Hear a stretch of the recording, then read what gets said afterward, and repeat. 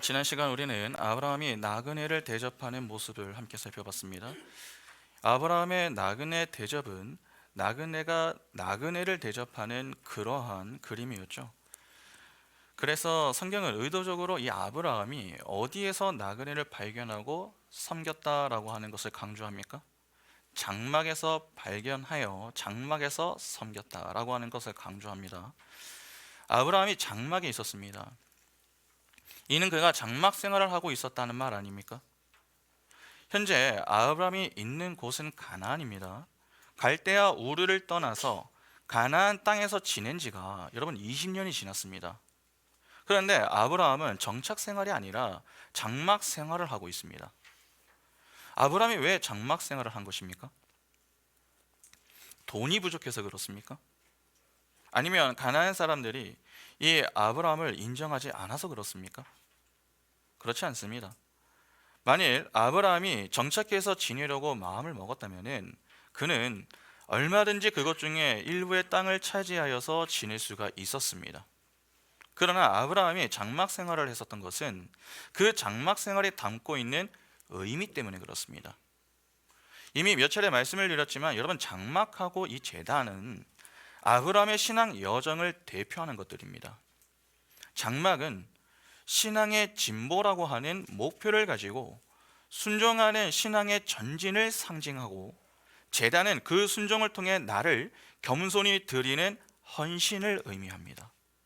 그러니까 아브라함이 장막 생활을 하며 제단을 쌓았음은 하나님의 손에 붙들려 점점 자기 자신을 하나님께 바치며 하나님만 의지하는 성도의 인생을 보여주는 내용이 되는 것입니다. 다시 말해서 이 역사 속의 땅이 아니라 우리의 영적인 아버지가 계신 하나님의 나라를 사모하며 사는 인생, 그것이 바로 성도의 인생이다. 이를 아브라함의 장막 생활과 제단을 쌓는 모습으로 보여주는 것입니다. 여러분, 하나님을 의지하는 것입니다. 하나님을 의지하기 위해서는 반드시 무엇이 선행되어야 합니까? 세상을 의지하던 자리, 달리 표현해서 나를 의지하던 그 자리에서 내려와야 합니다. 자기 부인이 선행되어야 합니다. 내가 죽지 않고는 하나님을 의지할 수가 없습니다. 그러니까 하나님을 의지하기 위해서는 반드시 먼저 죽어야 하는 것이죠.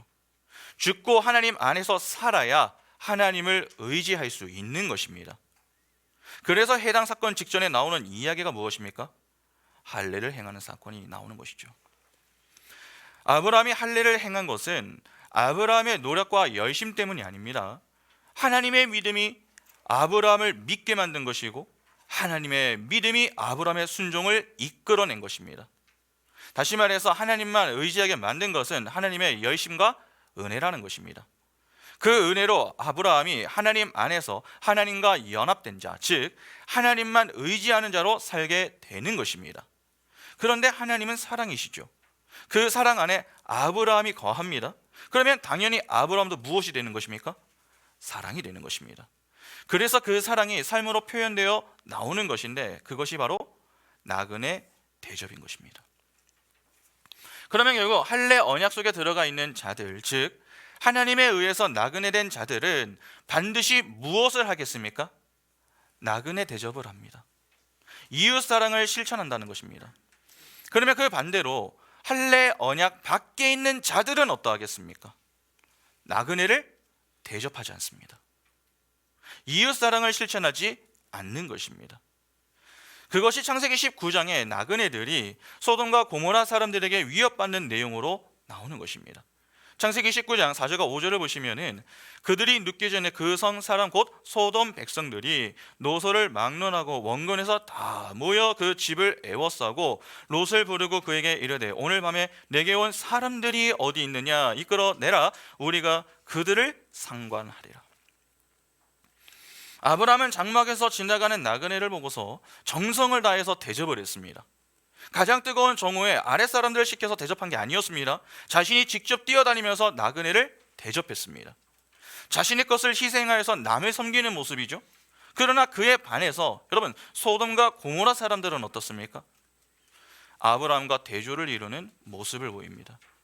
나그네를 대접하는 것이 아니라 오히려 이용을 해서 자신의 유익과 쾌락을 챙기려고 합니다. 5절에 상관하겠다. 이 말은 여러분 성적인 결합을 의미합니다.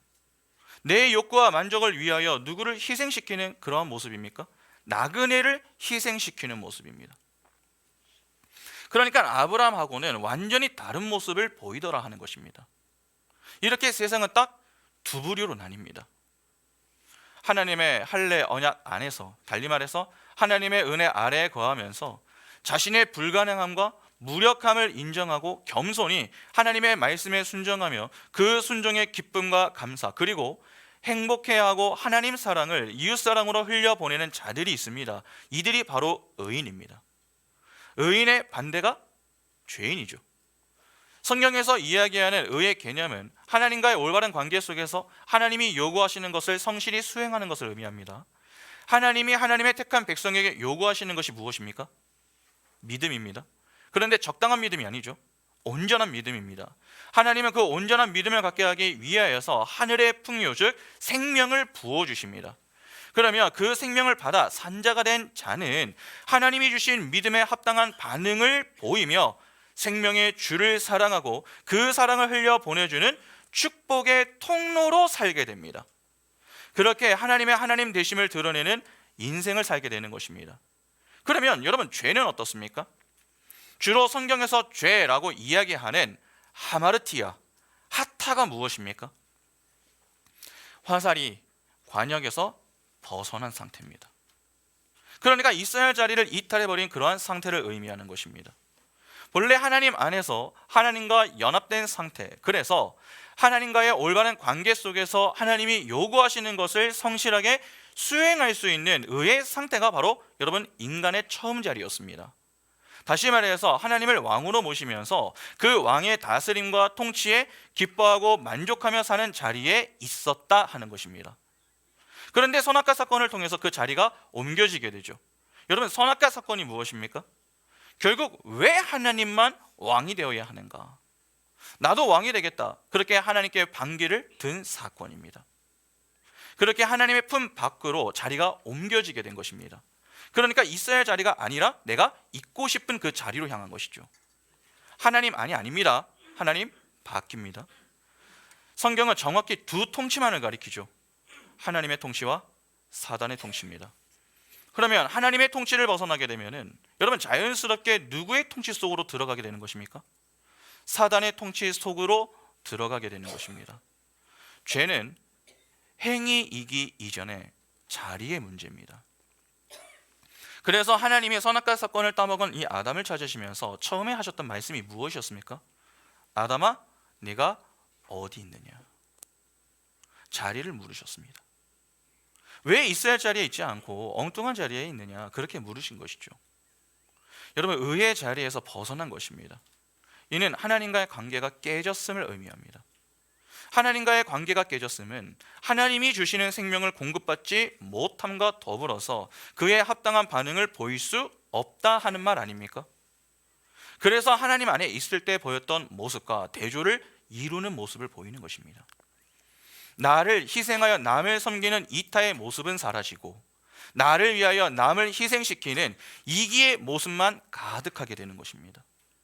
그것이 나그네를 이용하여 자기 욕구와 만족을 챙기려는 모습으로 나타나게 되는 것이죠. 하나님 밖에 있는 자들은 전부 다 이렇습니다. 죄인들은 내 가능성과 자존심을 놓지 못하고 하나님과 이웃을 자신의 유익과 기쁨의 도구요 수단으로 이용을 하려고 합니다. 세상은 딱 이 두 부류의 사람들만 존재합니다. 여러분, 여기에 중간은 없습니다. 의인 아니면 죄인입니다. 나그네를 대접하거나 나그네를 대접하지 않거나 둘 중에 하나입니다.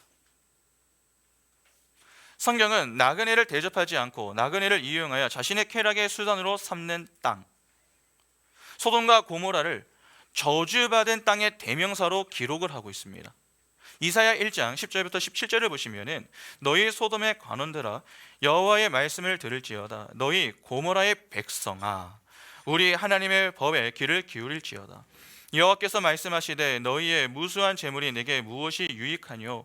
나는 순양의 번제와 살찐 짐승의 기름에 배불렀고 나는 수송아지나 어린 양이나 순념수의 피를 기뻐하지 아니하였노라. 너희가 내 앞에 보이러 오니 이것을 누가 너희에게 요구하였느냐? 내 마당만 밟을 뿐이니라. 헛된 재물을 다시 가져오지 말라. 분향은 내가 가증히 여기는 바요. 월삭과 안식일과 대회로 모이는 것도 그러하니 성회와 아울러 악을 행하는 것을 내가 견디지 못하겠노라.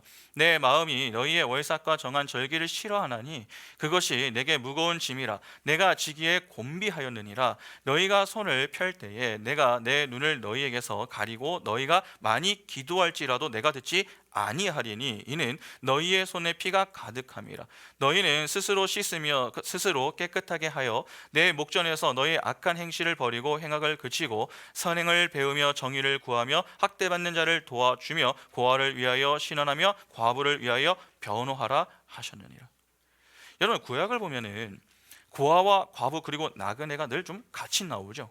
신명기 10장 18절과 19절 보시면 고아와 과부를 위하여 정의를 행하시며 나그네를 사랑하여 그에게 떡과 옷을 주시나니 너희는 나그네를 사랑하라. 전에 너희도 애굽 땅에서 나그네 되었음이니라. 스가랴 7장 10절에 고아와 과부와 나그네와 궁핍한 자를 압제하지 말며 서로 해하려고 마음에 도모하지 말라 하였으나 말레기 3장 5절에 내가 심판하러 너희에게 임할 것이라. 점치는 자에게와 간음하는 자에게와 거짓 맹세하는 자에게와 품꾼의 삭세에 대하여 억울하게 하며 과부와 고아를 압제하며 나그네를 억울하게 하며 나를 경외하지 아니하는 자들에게 속히 증언하리라. 만군의 여호와가 말하였느니라. 고아, 과부, 나그네는 여러분 모두 힘 없는 자를 대표합니다. 그래서 자주 같이 등장을 하는 것입니다. 성경은 고아와 과부 그리고 나그네를 향한 여러분 사랑을 강조합니다. 이들을 향한 사랑이 전제되지 않는 어떤 행위, 종교 행위를 포함하여서 모든 행위는 하나님이 보시기에 가증한 것에 불과하지 않습니다. 아까 우리가 읽었던 이사야를 보면은 하나님을 위하여 열심히 사는 그 이스라엘을 향하여서 하나님이 뭐라고 부르십니까? 소돔과 고모라라고 부르십니다. 왜 하나님이 이스라엘 향해서 소돔과 고모라라고 부르십니까? 그들의 열심과 노력이 부족해서 그런 겁니까? 그렇지 않습니다. 나그네 사랑에 빠진 열심과 노력이었기 때문에 그렇습니다.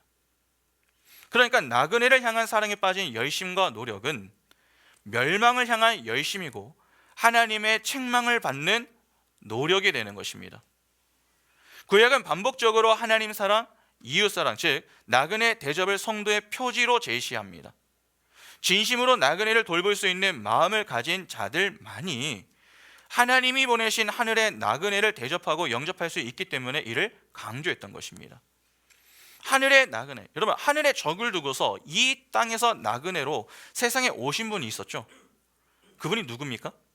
예수 그리스도입니다. 그러면 잠시 제가 이런 한 질문을 한번 드려보겠습니다.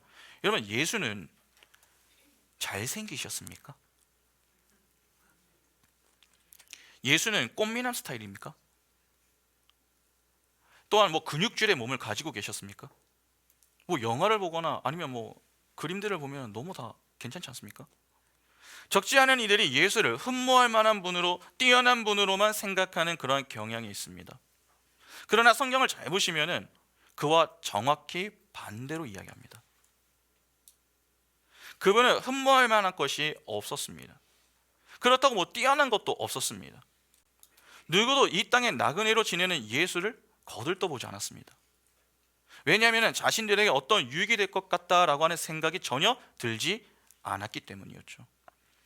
세상 사람들은 자신에게 세상의 힘과 명예 그리고 부를 가져다 줄 수 있을 존재를 기다렸지 예수와 같은 나그네를 기대하지 않았습니다. 그래서 하늘의 나그네 예수 그리스도를 십자가에 못 박아 죽였던 것입니다. 힘의 원리를 따르는 자들은 절대로 나그네를 대접할 수 없습니다. 세상은 내게 유익이 되지 않는 그 존재를 모두 적으로 간주합니다. 원수요 제거의 대상으로 여기는 것입니다. 그래서 우리도 어떻습니까? 가급적 우리와 맞지 않는 사람들은 빨리 없애버리려고 하는 것 아닙니까? 같이 있는데 기가 빨리는 존재, 함께해서 내가 너무 힘든 존재, 그런 존재를 계속 옆에 두고서 내가 고생받는 것보다는 하루빨리 선을 긋고서 끊어내는 것이 지혜로운 일이다, 그렇게 생각하는 것입니다. 세상이 딱 그러한데 오늘 우리에게도 그런 모습이 동일하게 나타납니다. 그러니까 구원을 받았어도 내 육에 붙어 있는 죄들을 제거해내지 않으면 안 되는 이유가 바로 여기에 있는 겁니다. 하나님이 왜 자기 백성을 자꾸 말씀의 자리에 서게 만드십니까? 말씀을 열심히 듣고 하나님을 이용하고 수단 삼아 승승장구하라고 그렇게 서게 만드시는 게 아닙니다. 다시 말해서 이 땅에서 잘 먹고 잘 살라고 그렇게 하시는 게 아닙니다. 오히려 그 반대입니다. 여전히 세상 힘을 포기하지 못하는 연약한 존재가 바로 우리요. 그렇게 우리를 지속적으로 힘들게 하는 죄의 무서움과 무거움을 깨닫고 자기를 부인하고 겸손히 하나님의 은혜를 구하라고 말씀과 기도의 자리에 서게 하시는 것입니다. 그래서 정말 말씀의 자리에서 합당한 반응을 하는 자가 맞다면은 우리는 말씀 시간이 힘들지만, 다시 말해서 애통하지만 그 모든 애통을 십자가 위에서 가져가시고 그분의 의를 전가해 주신 그분의 은혜에 감사하면서 위로를 받을 수 있는 것입니다. 그러나 그렇지 않다면 우리는 말씀 시간을 지나면 지날수록 여러분 겸손해지는 것이 아니라 교만해져서 내가 이 정도의 말씀을 들은 사람이다, 그렇게 유대인들과 같이 율법주의, 형식주의에 빠진 자들이 되어서 하늘의 나그네인 예수 그리스도를 대접하는 것이 아니라 대접하는 척하다가 이후에 배척을 하는 자리에 설 수도 있는 것입니다. 이 내용이 그대로 나오는 게 이사야 53장입니다. 이사야 53장 2절부터 보시면은 그는 주 앞에서 자라나기를 연한 순 같고 마른 땅에서 나온 뿌리 같아서 고운 모양도 없고 풍채도 없은즉 우리가 보기에 흠모할 만한 아름다운 것이 없도다. 그는 멸시를 받아 사람들에게 버림받았으며 강고를 많이 겪었으며 질고를 아는 자라 마치 사람들이 그에게서 얼굴을 가리키는 것 같이 멸시를 당하였고 우리도 그를 기히 여기지 아니하였도다. 그는 실로 우리의 질고를 지고 우리의 슬픔을 당하였거늘 우리는 생각하기를 그는 징벌을 받아 하나님께 맞으며 고난을 당한다 하였노라. 그가 찔림은 우리의 허물 때문이요 그가 상함은 우리의 죄악 때문이라. 그가 징계를 받음으로 우리는 평화를 누리고 그가 채찍에 맞음으로 우리는 나음을 받았도다. 우리는 다 양 같아서 그릇 행하여 각기 제 길로 갔거늘 여호와께서는 우리 모두의 죄악을 그에게 담당시키셨도다. 그가 곤욕을 당하여 괴로울 때에도 그의 입을 열지 아니하였으며 마치 도수장으로 끌려가는 어린 양과 털 깎는 자 앞에서 잠잠한 양같이 그의 입을 열지 아니하였도다. 그는 곤욕과 신문을 당하고 끌려갔으나 그 세대 중에 누가 생각하기를 그가 살아있는 자들의 땅에서 끊어짐은 마땅히 형벌받을 내 백성의 허물 때문이라 하였으리요. 그는 강포를 행하지 아니하였고 그의 입에 거짓이 없었으나 그의 무덤이 악인들과 함께 있었으며 그가 죽은 후에 부자와 함께 있었도다. 여호와께서 그에게 상함을 받게 하시기를 원하사 질고를 당하게 하셨은지 그의 영혼을 속건제물로 드리기에 이르면 그가 씨를 보게 되며 그의 날은 길 것이요 또 그의 손으로 여호와께서 기뻐하시는 뜻을 성취하리로다. 여러분 여기 보면 이사야가 지금 뭐라고 합니까? 우리가 보기에 흠모할 만한 아름다운 것이 없다고 하죠. 사람들에게 버림을 받았고 그분이 멸시를 받았는데 그를 귀히 여기지 않더라는 것입니다.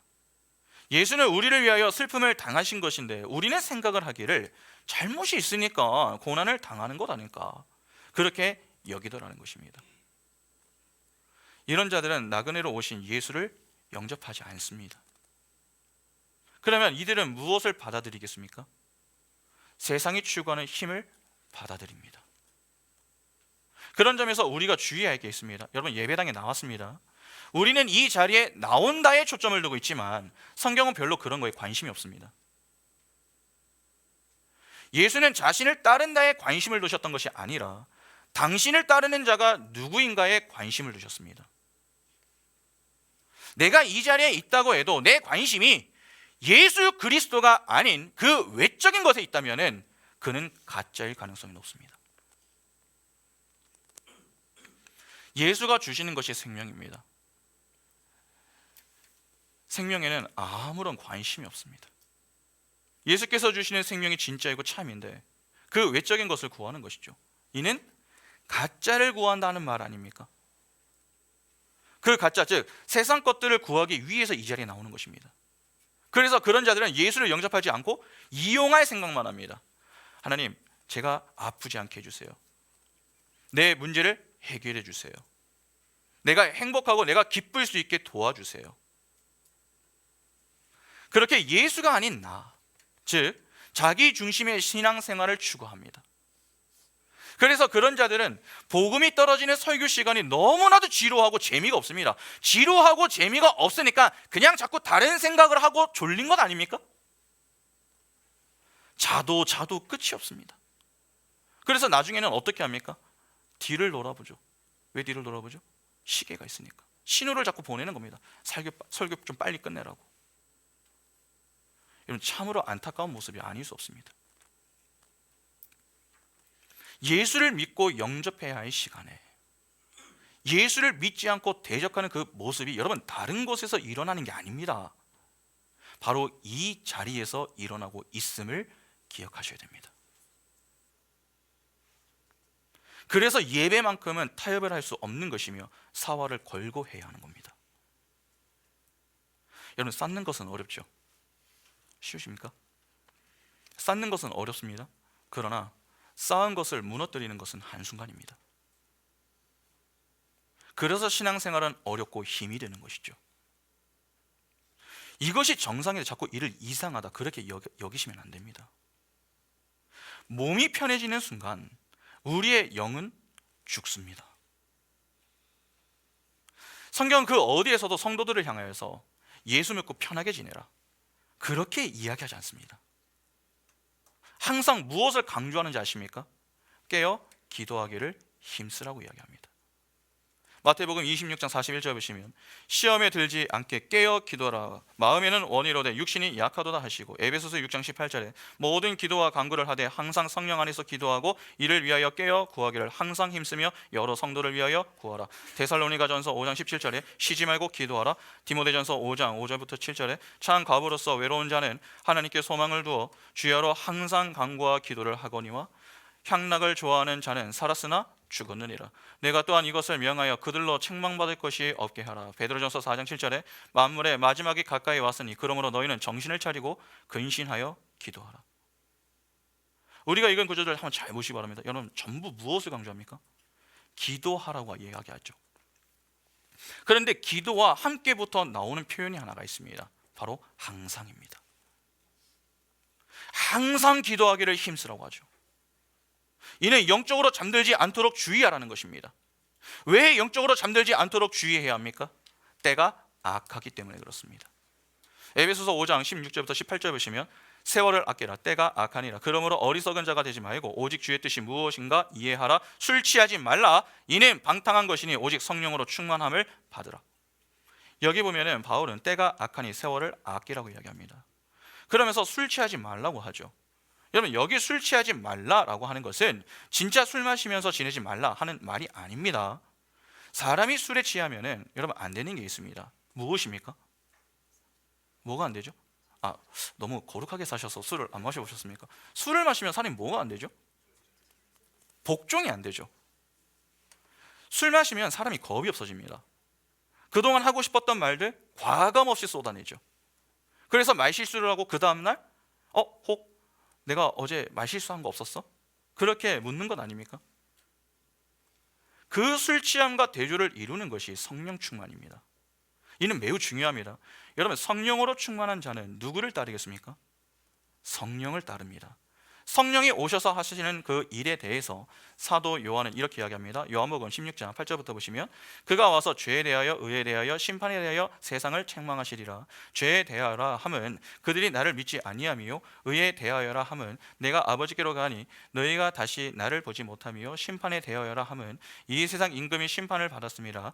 내가 아직도 너희에게 이를 것이 많으나 지금은 너희가 감당하지 못하리라. 그러나 진리의 성령이 오시면 그가 너희를 모든 진리 가운데로 인도하시리니 그가 스스로 말하지 않고 오직 들은 것을 말하며 장래 일을 너희에게 알리시리라. 여러분, 성령이 하시는 일이 무엇입니까? 죄와 의와 심판에 대해서 깨닫게 하시는 일을 합니다. 이러한 깨달음은 여러분 말씀 안에서 주어지는 것이죠. 그래서 마지막 13절을 보면은 그 성령이 너희를 모든 진리 가운데로 인도한다라고 하는 것입니다. 성령은 레마를 담고 있는 로고스, 예수 그리스도께로 인도하여서 로고스가 아닌, 그릇이 아닌 그 그릇 속에 담겨있는 내용물, 로고스 속에 담겨있는 레마, 즉 진리를 깨달아 살아계신 하나님 안에서 하나님과 연합된 사랑이 되게 하여 사랑의 실천자가 되도록 돕는 그 일을 하시는 겁니다. 그런 자들이 술 취한 자들과 같이 내가 원하는 말, 내가 원하는 삶을 살겠다고 나설 수 있겠습니까? 그럴 수 없습니다. 왕이신 하나님의 말씀이 무엇인지, 하나님이 원하시는 삶이 무엇인지 알기 위하여 말씀의 자리에서 말씀을 듣고 그 말씀을 붙들고 잠잠히 기도합니다. 말씀을 들을 때마다 왜 이렇게 새로운지 주님 그렇습니다. 내가 주님을 안다고 생각을 했는데 아는 것이 아니라 모르는 것이었습니다. 제가 이렇습니다. 조금만 돌아서면 금방 술 취한 자처럼 영적으로 둔감한 자가 됩니다. 저는 하나님이 아니면 안 됩니다. 하나님의 은혜를 부어주십시오. 그래서 그 은혜 아래에서 하나님의 은혜를 붙들고 살아가는 자가 되게 해 주십시오. 그러한 고백을 하며 하나님의 뜻이 이루어지기를 바랍니다. 그러면 그런 자들이 항상 힘쓰는 것이 무엇이겠습니까? 기도죠. 기도 프로시코마이가 무엇이었습니까? 하나님으로부터 진리를 받아서 그 진리를 깨달은 자가 진리를 흘려 보내는 것 아니었습니까? 그 진리가 사랑입니다. 그 사랑이 하나님 사랑, 이웃 사랑으로 나타나는 것이죠. 고린도전서 13장 13절 보시면 그런즉 믿음, 소망, 사랑 이 세 가지는 항상 있을 것인데 그 중에 제일은 사랑이라. 여기 믿음, 소망, 사랑이 있는데 그중 제일은 사랑이라고 합니다. 결국 믿음과 소망은 사랑으로 기결이 되는 겁니다. 그러니까 마지막에 남는 것은 무엇이라는 것입니까?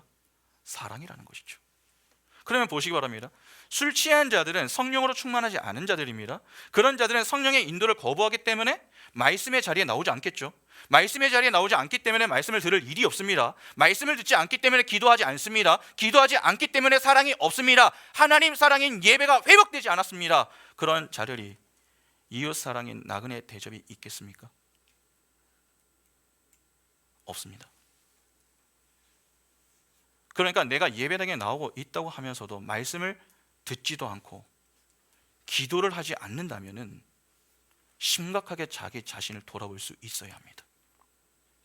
내가 예수를 믿는 자가 맞는가? 내가 이 자리에 왜 나와 있는가? 이에 대해서 고민을 해야 한다는 것입니다. 그렇지 않으면 습관에 따라 예배당에 나와 예배는 예배대로 하면서도 바뀌지 않는 나의 삶을 보면서 나중에는 더 큰 불평과 원망의 자리로 향하게 될 수도 있습니다.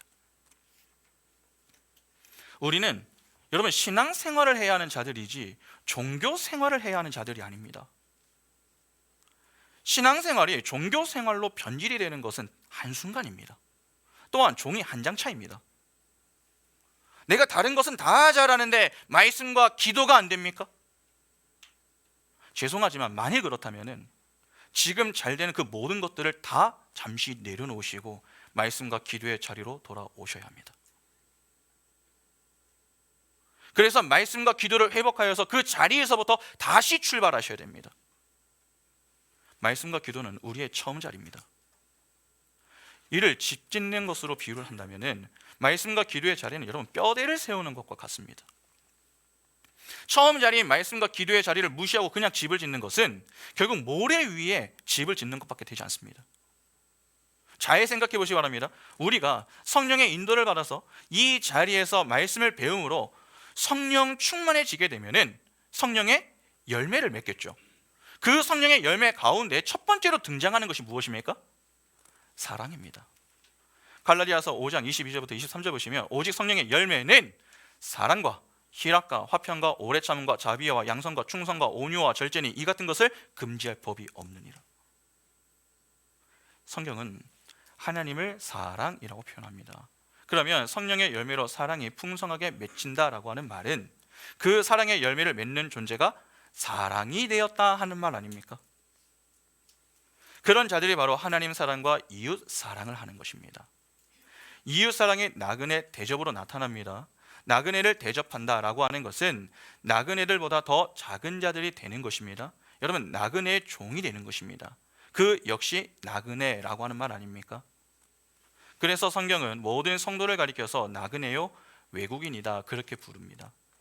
베드로전서 1장 1절 보시면 예수 그리스도의 사도 베드로는 본도, 갈라디아, 가포도기아, 아시아와 비두니아에 흩어진 나그네. 베드로전서 2장 11절에 사랑하는 자들아 거류민과 나그네 같은 너희를 권하노니 영혼을 거슬러 싸우는 육체의 정욕을 제어하라. 히브리서 11장 13절에 이 사람들은 다 믿음을 따라 죽었으며 약속을 받지 못하였으되 그것들을 멀리서 보고 환영하며 또 땅에서는 외국인과 나그네임을 증언하였으니. 여러분, 성도는 나그네를 대접하는 또 다른 나그네가 되어 사는 것입니다.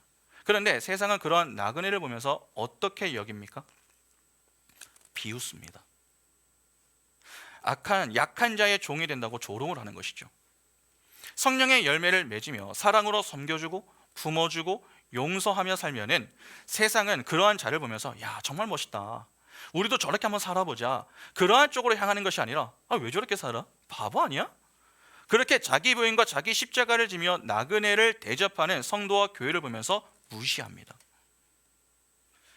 하나님 나라의 나그네들이 그렇게 나그네를 대접하는 삶으로 세상 사람들에게 비웃음을 당하며 사는 나그네가 되어 사는 것입니다.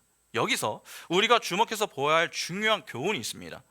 하나님의 언약이 나타날 때에 그 언약은 믿을 만한 것으로 어떤 강하고 뛰어난 모습으로 나타나는 것이 아니라는 사실입니다. 오히려 세상 사람들이 보기에 엉뚱하고 약한 것, 즉 조롱과 비웃음을 사는 것으로 나타나게 된다 하는 것입니다. 그리고 그렇게 하나님의 언약, 할례 언약 속에 들어와 있는 하늘의 아들들이 이 땅에서는 나그네요 작은 자로 보이게 됩니다. 이러한 역설이 이해되는 것, 그것이 바로 믿음인 것입니다. 여러분, 그러면 오늘 본문 한번 보겠습니다. 창세기 18장 9절부터 15절 보시면 그들이 아브라함에게 이르되 내 아내 사라가 어디 있느냐? 대답하되 장막에 있나이다. 그가 이르시되 내년 이맘때 내가 반드시 내게로 돌아오리니 내 아내 사라에게 아들이 있으리라 하시니 사라가 그 뒤에 장막 문에서 들었더라. 아브라함과 사라는 나이가 많이 늙었고 사라에게는 여성의 생리가 끊어졌는지라 사라가 속으로 웃고 이르되 내가 노쇠하였고 내 주인도 늙었으니 내게 무슨 즐거움이 있으리요? 여호와께서 아브라함에게 이르시되 사라가 왜 웃으며 이르기를 내가 늙었거늘 어떻게 아들을 낳으리요 하느냐? 여호와께 능하지 못한 일이 있겠느냐? 기한이 이를 때에 내가 내게로 돌아오리니 사라에게 아들이 있으리라. 사라가 두려워서 부인하여 이르되 내가 웃지 아니하였나이다. 이르시되 아니라 내가 웃었느니라. 하나님이 아브라함에게 말씀하셨습니다. 사라가 내년 이맘때 자식을 가질 것이다. 그렇게 말씀을 주셨습니다. 그랬더니 장막 안에서 그 이야기를 듣고 있었던 이 사라의 반응이 어떻습니까? 비웃습니다. 하나님으로부터 내년 이맘때라고 언약의 성취의 정확한 날짜가 내려왔습니다. 그런데 사라가 그 앞에서 비웃었습니다. 17장에서 아브라함이 하나님의 말씀을 듣고 웃으면서 이스마엘이나 하나님 앞에서 살기를 원합니다, 그렇게 항변했었던 모습과 똑같죠. 성경은 사라가 웃은 그 이유에 대해서 이렇게 이야기를 합니다. 자기 남편도 늙었고 자신도 생리가 끊어졌는데 어떻게 자녀를 갖겠는가, 그렇게 생각을 했기 때문이다, 그렇게 밝힙니다. 12절을 보면 무슨 이라고 하는 이 단어는 구체적인 방법과 납득할 만한 설명이 없으면 믿지 않으려고 하는 인간의 성향을 대변해 주는 단어가 됩니다. 여러분, 지금 사라는 대놓고 웃는 게 아닙니다. 장막 안에서 웃은 것입니다. 그런데 하나님이 뭐라고 하십니까? 14절을 보면 하나님은 내가 왜 웃느냐, 여호와께 능하지 못한 일이 있겠느냐, 그렇게 사라의 믿음 없음을 책망하시는 내용이 나옵니다. 왜 이 내용이 나그네 대접하는 이야기 속에 들어가 있는지 누군가는 궁금함이 좀 드시는 분들이 계실지 모르겠습니다. 하나님의 언약이 여러분 세상에 나타날 때에 세상 사람들의 비웃음을 사는 모습으로 나타남을 강조하기 위해서입니다. 지금 아브라함에게 찾아온 자가 누구죠? 나그네입니다. 보잘것없는 나그네의 모습으로 온 것입니다. 아까도 보았지만 예수께서 이 땅에 오셨을 때 어떠했습니까? 흠모할 만한 것이 없었다라고 하지 않았습니까? 예수께서 오셨을 때 그 어느 것 하나 괜찮았던 것이 없었습니다. 그분의 출생부터가 그렇지 않았습니까? 여러분, 그분은 어디에서 나셨습니까? 말 구유에서 나셨습니다. 빈방이 없어서 말 구유에서 나신 겁니다. 그리고 예수의 고향이 어디입니까? 나사렛입니다. 당시 나사렛은 도시가 아니었습니다. 촌이었습니다. 그래서 사람들은 나사렛에서 무슨 선한 것이 나오겠느냐, 그렇게 무시를 했습니다. 요한복음 1장 46절 보시면 나다니엘이 이르되 나사렛에서 무슨 선한 것이 날 수 있느냐, 빌립이 이르되 와서 보라 하니라. 또한 예수는 제대로 된 학교를 다닌 적이 있었습니까? 여러분, 바울과 같이 엘리트 코스를 밟으셨던 게 아닙니다. 그래서 바리새인과 서기관들을 비롯하여서 유대인들이 예수께서 전하시는 말씀을 듣고 놀랐던 것 아닙니까? 아니, 학번도 없고 정규 과정을 밟은 것도 아닌 사람이 아니 어떻게 저렇게 말씀을 잘 전하시는가? 그렇게 신기하게 생각을 했었고 이내 예수를 무시했습니다. 그분이 십자가를 지시며 돌아갈 때에도 비슷했죠. 예수께서 순환을 당하시며 십자가를 지실 때까지 얼마나 많은 수모와 조롱을 당하셨습니까? 마태복음 27장 26절부터 보시면은 이에 바라바는 그들에게 놓아주고 예수는 채찍질하고 십자가에 못 박히게 넘겨주니라. 이에 총독의 군병들이 예수를 데리고 관정 안으로 들어가서 온 그들을 그에게 모으고 그의 옷을 벗기고 홍포를 입히며 가시관을 엮어 그 머리에 씌우고 갈대를 그 오른손에 들리고 그 앞에서 무릎을 꿇고 희롱하여 이르되 유대인의 왕이여 평안할지어다 하며 그에게 침뱉고 갈대를 빼앗아 그의 머리를 치더라. 희롱을 다한 후 홍포를 벗기고 도로 그의 옷을 입혀 십자가에 못 박으려고 끌고 나가니라. 사람들은 예수께서 입고 계시던 옷을 벗기고 홍포를 입혔습니다. 그리고 침을 뱉으며 갈대로 머리를 쳤고 그 앞에 무릎을 꿇고 유대인의 왕이여 평안할지어다 그렇게 희롱을 했습니다. 심지어 십자가에서 죽으실 때조차 십자가에 달렸던 제수와 함께 당신이 메시아라면은 그 십자가에서 스스로를 한번 구원해봐라 그렇게까지 조롱을 했습니다. 마태복음 27장 37절부터 보시면 그 머리 위에 이는 유대인의 왕 예수라 쓴 제패를 붙였더라. 이때 예수와 함께 강도 둘이 십자가에 못 박히니 하나는 우편에 하나는 좌편에 있더라. 지나가는 자들이 자기 머리를 흔들며 예수를 모욕하여 이르되 성전을 헐고 사흘에 짓는 자여 내가 만일 하나님의 아들이어든 자기를 구원하고 십자가에서 내려오라 하며 그와 같이 대제사장들도 서기관들과 장로들과 함께 희롱하여 이르되 그가 남은 구원하였으되 자기는 구원할 수 없도다. 그가 이스라엘의 왕이로다. 지금 십자가에서 내려올지어다. 그리하면 우리가 믿겠노라. 그가 하나님을 신뢰하니 하나님이 원하시면 이제 그를 구원하실지라. 그의 말이 나는 하나님의 아들이라 하였도다 하며 함께 십자가에 못 박힌 강도들도 이와 같이 욕하더라. 그러니까 하늘의 적을 두고 이 땅에 나그네로 오신 예수의 삶은 처음부터 마지막까지 세상으로부터 비웃음을 당하는 삶이었습니다.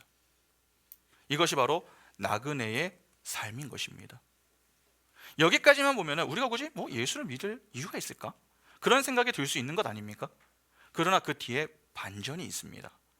세상으로부터 비웃음거리였었던 그 나그네에 의해서 그를 조롱하던 자들이 무엇을 받습니까? 구원을 받습니다. 그렇게 예수 그리스도 안에서 예수와 연합하게 된 자들이 교회 아닙니까? 교회는 작은 예수입니다. 그러면 작은 예수가 된 성도들의 삶도 세상 속에서는 어떻게 나타나겠습니까? 당연히 나그네의 모습으로 나타나게 됩니다. 성경에 등장하는 인물들을 한번 잠시 생각해 보시기 바랍니다. 여러분, 요셉을 한번 볼까요? 야곱이 가장 사랑했었던 라헬이 낳은 자가 요셉이었습니다. 그래서 야곱이 이 요셉을 편애하지 않았습니까? 채색 옷을 입힐 정도로, 원래는 보통은 장남이 입어야 되는데 막내가 입은 겁니다. 그럴 정도로 요셉을 향한 이 야곱의 사랑은 보통이 아니었습니다. 그런데 요셉이 어릴 때에 꿈 이야기를 하죠. 그때 그가 꿈 이야기를 가족들에게 하니까 그 말을 들은 형제들이 어떻게 반응을 했습니까? 무시를 했습니다. 창세기 37장 18절부터 20절 보시면 요셉이 그들에게 가까이 오기 전에 그들이 요셉을 멀리서 보고 죽이기를 꾀하여 서로 이르되 꿈꾸는 자가 오는도다. 자, 그를 죽여 한 구덩이에 던지고 우리가 말하기를 악한 짐승이 그를 잡아먹었다 하자. 그의 꿈이 어떻게 되었는지를 우리가 볼 것이니라 하는지라. 안 그래도 아버지의 그 편애로 힘들어하던 이 형제들이 요셉의 꿈 이야기에 분노하며 요셉을 죽이려다가 그를 그냥 노예로 팔아버렸습니다. 그렇게 요셉은 애굽으로 팔려가는 그런 신세가 된 것입니다. 그런데 그곳에서 보디발 장군의 인정을 받았고 이내 좀 살만하다라고 하는 생각이 들었습니다. 그러나 곧 그의 인생에 또 다른 위기가 찾아오죠. 보디발의 아내가 그를 유혹하는 문제가 찾아왔던 것입니다. 이때 요셉이 그 유혹을 뿌리치면서 믿음을 지켰습니다. 그런데 세상은 그렇게 하나님 앞에서 사는 그 요셉을 보며 그를 어떻게 대했습니까? 칭찬하는 것이 아니었습니다. 그를 비웃듯 감옥에 쳐넣었습니다. 창세기 39장 19절과 20절 보시면 그의 주인의 자기의 아내가 자기에게 이르기를 당신의 종이 내게 이같이 행하였다 하는 말을 듣고 심히 노한지라. 이에 요셉의 주인이 그를 잡아 옥에 가두니 그 옥은 왕의 죄수를 가두는 곳이었더라. 요셉이 옥에 갇혔으나. 나그네 인생을 살며 여러 우여곡절을 겪으며 살았던 자가 요셉이었습니다. 그런데 그가 어릴 적에 꾼 꿈대로 애굽의 총리가 되죠. 그러자 그를 그렇게 비웃던 자들이 모두 그 앞에 무릎을 꿇었습니다. 그리고 요셉의 은혜로 죽음을 면하게 됩니다.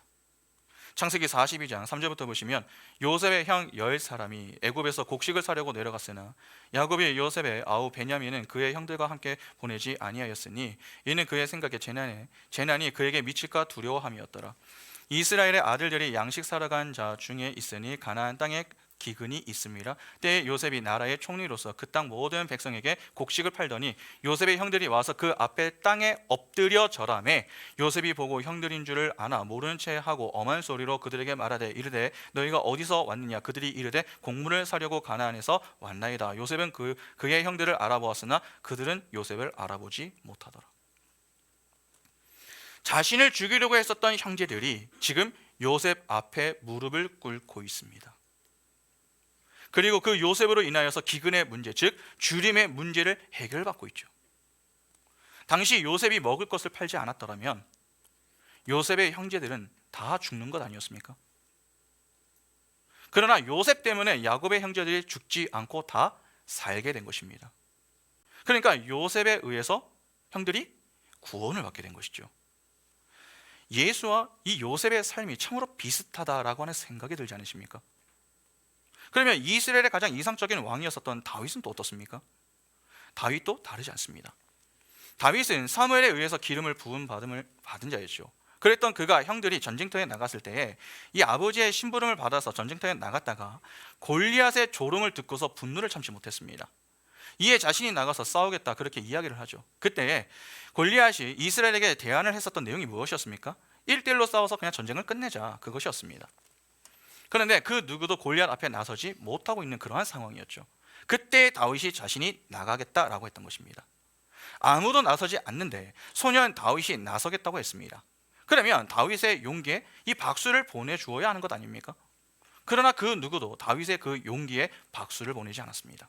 오히려 다 비웃었습니다. 사무엘상 17장 28절부터 33절 보시면 큰 형 엘리압이 다윗이 사람들에게 하는 말을 들은지라 그가 다윗에게 노를 바라여 이르되 내가 어찌하여 이리로 내려왔느냐. 들에 있는 양들을 누구에게 맡겼느냐. 나는 내 교만과 내 마음의 완악함을 아노니 내가 전쟁을 구경하러 왔도다. 다윗이 이르되 내가 무엇을 하였나이까. 어찌 이유가 없으리까 하고 돌아서서 다른 사람을 향하여 전과 같이 말하매 백성이 전과 같이 대답하니라. 어떤 사람이 다윗이 한 말을 듣고 그것을 사울에게 전하였으므로 사울이 다윗을 부른지라. 다윗이 사울에게 말하되 그로 말미암아 사람이 낙담하지 말 것이라. 주의 종이 가서 저 블레셋 사람과 싸우리다 하니 사울이 다윗에게 이르되 내가 가서 저 블레셋 사람과 싸울 수 없으리니 너는 소년이요 그는 어려서부터 용사임이니라. 다윗의 큰형 엘리압은 전쟁을 구경하기 위해서 왔냐고 화를 내고 있고 사울 왕은 너는 안 돼, 그렇게 다윗의 의지를 꺾는 이야기만 할 뿐이었습니다. 아군들 중에 그 누구도 다윗의 편은 없었습니다. 그래 다윗아 너라도 나가서 한번 싸워봐, 우리가 다 같이 응원할게, 그렇게 이야기하는 사람이 없었다는 것입니다. 전부 다윗의 말을 무시하고 조롱했습니다. 아군도 그러한데 여러분 적군도 똑같지 않겠습니까? 골리앗은 자신과 싸우겠다고 나오는 그 자가 소년 다윗임을 보고서 비웃음을 넘어서서 자신을 무시했다고 화를 냈습니다. 사무엘상 17장 41절부터 보시면 블레셋 사람이 방패된 사람을 앞세우고 다윗에게로 점점 가까이 나아가니라. 그 블레셋 사람이 둘러보다가 다윗을 보고 업신여기니 이는 그가 젊고 붉고 용모가 아름다움이라. 블레셋 사람이 다윗에게 이르되 내가 나를 개로 여기고 막대기를 가지고 내게 나아왔느냐 하고 그의 신들의 이름으로 다윗을 저주하고 그 블레셋 사람이 또 다윗에게 이르되 내게로 오라, 내가 내 살을 공중의 새들과 들 짐승들에게 주리라 하는지라. 그러니까 다윗은 골리앗과 싸우기까지 모든 자들의 비웃음거리로 서 있었던 것입니다. 그런데 그렇게 그를 비웃던 자들이 다윗으로 인하여서 무엇을 경험하게 됩니까? 구원을 경험하게 됩니다. 골리앗과의 싸움에서 승리함으로 이스라엘은 블레셋으로부터 구원을 경험하죠. 그리고 이후 다윗이 왕이 되어 이스라엘의 왕이 되었습니다. 그렇게 그를 비웃던 자들이 이제는 그의 은혜가 아니면은 살 수 없는 그러한 상황이 된 것입니다. 보잘것없는 자라고 여기며 비웃던 자들이 그 비웃던 자들에 의해서 살아나게 되는 형국입니다. 하나님의 손에 붙들려 쓰임 받았던 모든 자들이 다 이랬습니다. 세상의 눈으로 볼 때에 하나님의 사람은 겁쟁이 중에 겁쟁이밖에 없었습니다. 사사 기도원이 그렇지 않았습니까? 또 예수의 제자들은 또 어떻습니까? 예수와 함께하면서 복음을 그 누구보다도 가까이서 경험을 했음에도 불구하고 어리석음의 끝판왕을 보여줬던 자들이 예수의 제자들이었습니다. 누가복음 9장 37절부터 40절 보시면 이튿날 산에서 내려오시니, 변화산을 이야기합니다. 이튿날 산에서 내려오시니 큰 무리가 맞을세 무리 중에 한 사람이 소리질러 이르되 선생님 청컨대 내 아들을 돌보아 주옵소서. 이는 내 외아들이니이다. 귀신이 그를 잡아 갑자기 부르짖게 하고 경련을 일으켜 거품을 흘리게 하며 몹시 상하게 하고야 겨우 떠나가나이다. 당신의 제자들에게 내쫓아주기를 구하였으나 그들이 능히 못하더이다. 여기 보면은 예수의 능력을 받아서 나가서 복음을 증거하던 제자들이 갑자기 예수께 찾아와 주님, 우리가 아무리 노력을 해도 귀신이 나가질 않습니다. 병이 고쳐지지 않습니다. 그렇게 이야기를 하면서 도와달라고 이야기를 합니다. 내가 예수에게 능력을 받은 자라고 그렇게 세상 가운데 나가서 능력을 발휘 한번 해보겠다고 나섰는데 되는 것이 하나도 없는 겁니다. 그러면 기대한 사람도 당혹스럽고 능력을 발휘하겠다고 한 사람도 당혹스러운 것 아닙니까? 뭔가 좀 되는 것 같아요. 그래서 부탁을 받았는데 해보려고 하는데 뭐가 안 되면 서로 당혹스럽지 않겠습니까? 자, 다시 한번 해보겠습니다. 자, 이젠 될 겁니다. 그렇게 이야기를 하고 했는데 아무리 해도 안 됩니다. 얼마나 부끄럽겠습니까? 이렇게 하나님의 사람들은 세상에서 보기에는 보잘것없어요. 즉 비웃음거리의 상징으로 자꾸 등장을 합니다. 그래서 세상은 나그네의 종으로 나그네를 대접하며 사는 성도의 인생을 조롱합니다. 비웃는 것이죠. 그러나 그들의 보잘것없음이 하나님의 구원 사역에 크게 사용을 받습니다. 오늘 본문에도 하나님의 언약이 비웃음의 대상이 되고 있습니다. 그러나 하나님은 그 비웃음 앞에서도 흥분하지 않으시죠. 솔직히 우리였다면 한마디 정도는 할 수 있지 않겠습니까? 아니, 야 아브라함아, 너도 전에 엎드려서 그렇게 웃더니 이제는 너의 아내도 저 장막 속에서 숨어서 웃냐? 아니 정말 둘 다 왜 그러냐? 너희의 믿음이 이것밖에 되지 않느냐? 제발 믿음 좀 가져라. 그렇게 그 자리에서 아브라함을 혼내실 수도 있었던 것 아닙니까? 그러나 하나님은 그 비웃음을 오래 참으십니다. 그리고 그 비웃음을 진짜 웃음, 기쁨의 웃음으로 바꾸어 버리시죠. 창세기 21장 5절과 6절 보시면 아브라함이 그의 아들 이삭이 그에게 태어날 때에 백세라 사라가 이르되 하나님이 나를 웃게 하시니 듣는 자가 다 나와 함께 웃으리로다. 하나님이 아브라함과 사라의 비웃음을 진짜 기쁨의 웃음으로 바꾸어 버리셨습니다. 이렇게 세상에서는 비웃음거리로 보이지만 그 비웃음거리가 비웃는 이들의 비웃음을 진짜 기쁨의 웃음으로 인도하시는 이 역설이 하나님의 언약인 것입니다. 하나님의 언약 안으로 들어오는 자들에게는 반드시 여러분 믿음이 필요합니다. 그래서 하나님이 자기의 백성을 찾아와 약속을 주신 그 이후에 자꾸 언약을 세우시는 것이죠. 여러분 왜 언약을 세우십니까? 언약의 핵심이 관계 아닙니까? 내가 너의 하나님이 되고 너는 내 백성이 되리라. 그 관계에서만 무엇이 이루어집니까? 믿음의 성장과 성숙이 일어납니다. 바로 이 때문에 그렇습니다. 믿음이 없으면 하나님의 언약은 비웃음의 대상이 됩니다. 아브라함도 믿기 힘든 것을 사라 편에서는 믿는다라고 하는 게 여러분 쉽겠습니까? 적어도 사라가 믿으려고 하면은 여러분 상식적이어야 하는데 상식적이지 않은 이야기입니다. 그걸 어떻게 믿습니까? 그래서 비웃은 겁니다. 그러나 하나님을 믿는 믿음을 가지고 있는 자들에게 그 하나님의 언약은 믿음의 대상이 되는 것입니다. 그것을 믿을 때 진짜 역사가 일어나게 되는 것이죠.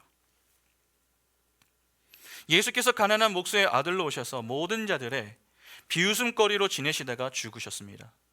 그분이 나의 죄를 대속하시고 3일 만에 부활하셨습니다. 이게 믿어지십니까? 쉽게 이해하기 어려운 내용입니다. 그래서 사람들이 비웃는 겁니다. 그러나 하나님의 선물인 믿음이 우리에게 부어지게 되면 그 비웃음이 인해 기쁨과 감격의 웃음으로 바뀌는 것입니다. 그리고 그 은혜에 감사하게 되는 것이죠. 그래서 믿음을 수여받아 구원을 입은 성도들에게서는 자랑이 나올 것이 있습니다. 있다. 여러분, 그것이 무엇입니까? 나를 향한 자랑이 아닙니다. 예수 그리스도의 십자가 복음이 자랑이 되는 것입니다. 바울이 그렇지 않았습니까? 그렇게 세상 것들로 자랑할 것이 많았었던 그 바울이 예수 그리스도를 만나니까 어떻게 됩니까? 그동안 내가 그렇게 자랑했었던 그 모든 것들을 다 배설물, 즉 똥이다, 그렇게 이야기했습니다. 그리고 그는 내 몸에 새겨진 십자가만을 자랑한다, 그렇게 이야기를 하죠. 내 상식으로는 비웃을 수밖에 없는 그 복음이 하나님의 은혜로 기쁨이 소식이 되는데 어떻게 자랑합니까?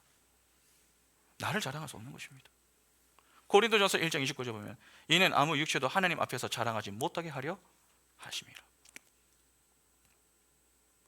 하나님은 그분의 나라가 이미 와 있다고 말씀하셨습니다. 그 말씀은 이 세상 질서와는 완전히 다른 새로운 질서가 이 땅에 존재한다 하는 의미입니다. 그 질서라고 하는 것은 하나님이 창조하신 질서로 하나님의 말씀에 절대 순종하며 사는 방식, 즉 믿음의 원리로 사는 것을 뜻하는 것 아닙니까?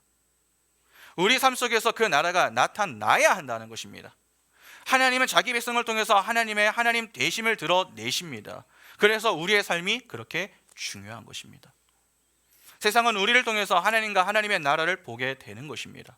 하나님 나라는 하나님 그 이외에 모든 존재들이 자신의 힘을 빼고 하나님이 주시는 생명으로만 존재하는 곳입니다. 그 앞에 자기 자랑, 자기 주장, 자기 가시, 자기 의를 챙기는 것은 조금도 있어서는 안 되는 것입니다. 그래서 하나님은 나그네로 비웃음거리인 십자가의 예수로 구원을 하시는 것입니다. 이해가 되십니까? 그 예수 그리스도와 연합된 우리는 바로 그 자리로 내려가야 하는 것입니다.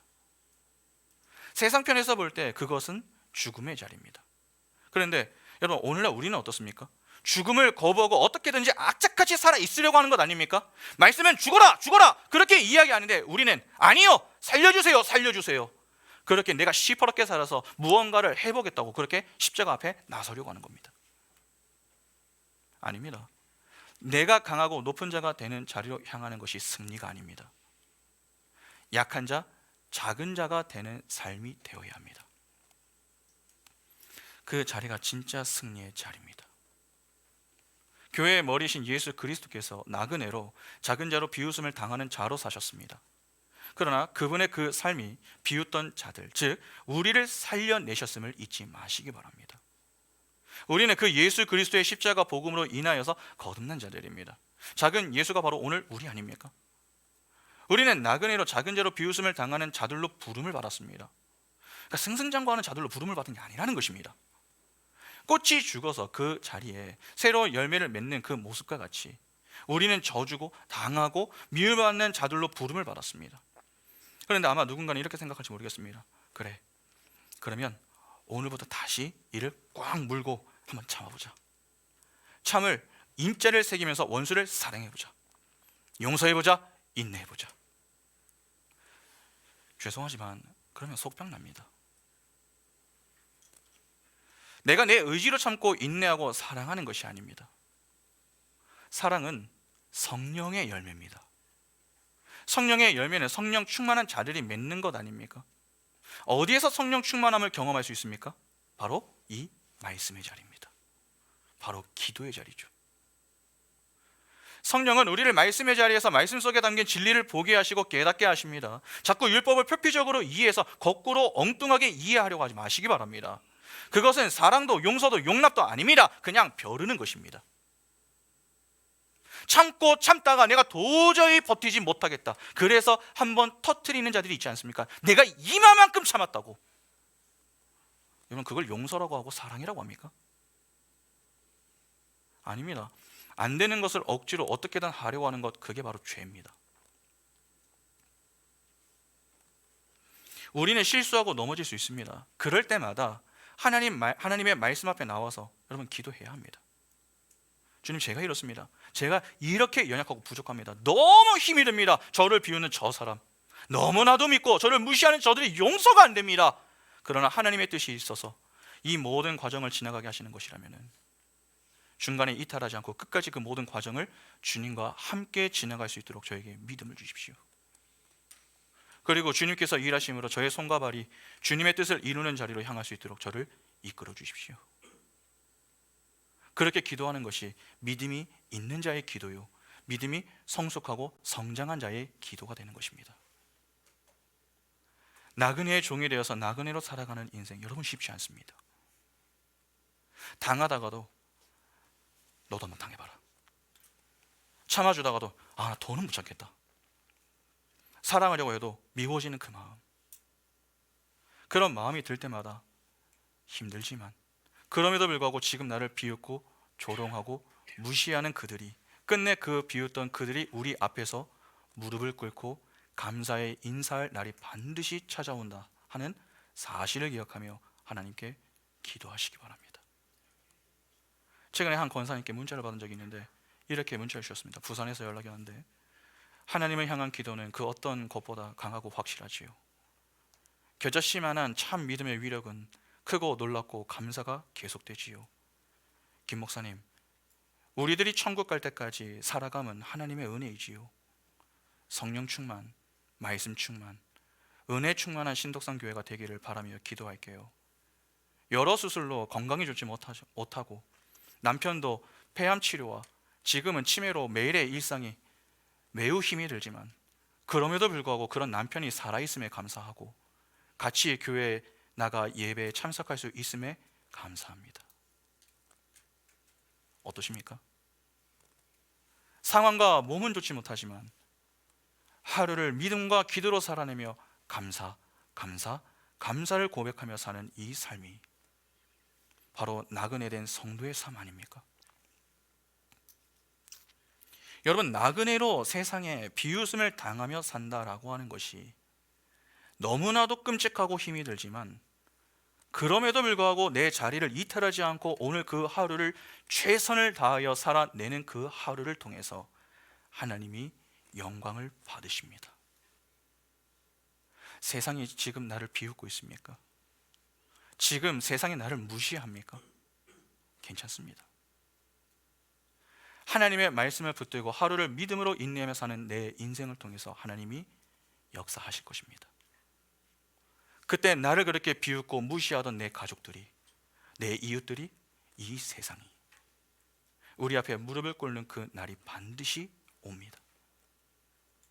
우리가 해야 할 일은 딱 하나입니다. 하늘의 나그네로 오신 예수 그리스도, 그 예수 그리스도를 바르게 알고 믿는 일만 하면 됩니다. 말씀과 기도의 자리에서 이탈하지 마시기 바랍니다. 그리고 그 자리에서부터 나그네 대접하기를 힘쓰시기 바랍니다. 그때 우리도 부지 중에 우리에게 찾아오신 예수 그리스도를 대접하는 그 날이 반드시 오겠습니다. 믿음의 눈을 열고 나를 향해 비웃고 무시하는 세상을 바라보지 마시고 자기 백성을 위하여 쉬지 않으시고 일하시는 그 하나님만 바라보시기 바랍니다. 그리하여 비웃음을 당하는 우리의 인생을 통해서 비웃는 자들에게 진짜 기쁨의 웃음을 주시는 그 하나님의 역사로 우리 가정 안에 믿지 않던 자들이 하나님을 믿는 역사가 일어나며 세상 속 하나님의 택한 백성들이 하나님께 회개하며 나오는 놀라운 역사가 우리 인생에 충만하게 일어날 수 있기를 간절히 소망합니다. 우리 시간 우리 성찬식 진행하겠습니다.